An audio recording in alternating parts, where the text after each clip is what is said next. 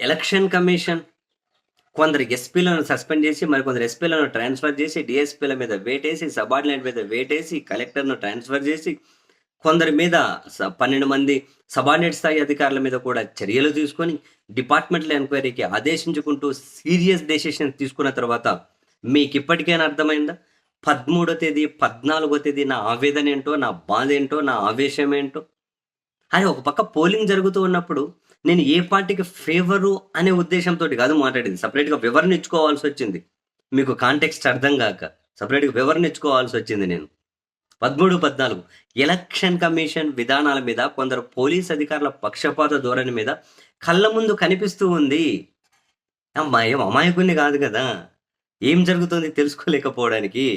కావాలనే కొందరికి సహకరిస్తూ ఉన్నారు.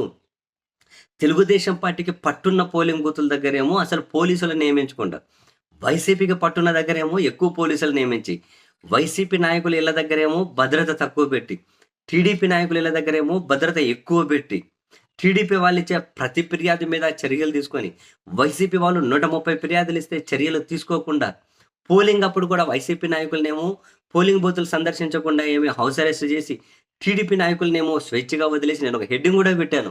టీడీపీని స్వేచ్ఛాజీవులు ఏంటిది తీవ్ర విమర్శలు ఎదుర్కొంటుంది ఏసీ అని.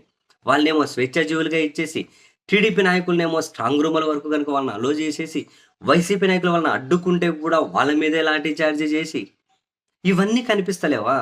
మీకు అర్థమైందా ఇప్పటికైనా? అసలు ఇటువంటి చర్యలు తీసుకోవాలని చెప్పి నేను డిమాండ్ చేసింది. మనం ప్రతిరోజు మాట్లాడుతున్నది ఇదే. ఎందుకు చర్యలు తీసుకోరు? ఎందుకు రివ్యూలు చేయరు? ఎందుకు ఈ విధంగా వదిలేస్తారు? కళ్ళ ముందు కనిపిస్తోంది కదా! ఇంత బరితెగింపేంటి?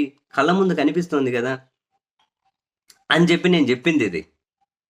ఆ 2 రోజులు నా బాధ, నా ఆవేశం, నా ఆక్రందన కూడా ఇదే. కళ్ళ ముందు కనిపిస్తోంది మాస్టరు. అంత దారుణంగా సిస్టమ్‌లో పోతే దేవుడు చూసుకుంటాడంటారు. ఏది దేవుడు చూసుకునేది? అటువంటివుండవు. ఇటువంటి మోసధోరణిని బయట పెట్టలేవు, పక్కన పెట్టలేవు ఎవరైనా కూడా. వ్యవస్థలు వ్యవస్థలాగే పనిచేయాలి గదా! అన్నది ఆ ఆక్రందన. ఇప్పటికి ఆ ఫలితంగా అనిపించిందని నేనైతే మస్తు హ్యాపీ. ఎందుకంటే ఎవరినో సస్పెండ్ చేశారనో, ఎవరినో పక్కన పెట్టారనో, ఎవరి మీద వేటేశారని గాదు. అంత పక్షపాత ధోరణికి ఎలా వ్యవహరిస్తారు అంటున్నా. అందుకే వేటేశారు. ఇదెప్పుడో జరగాలి.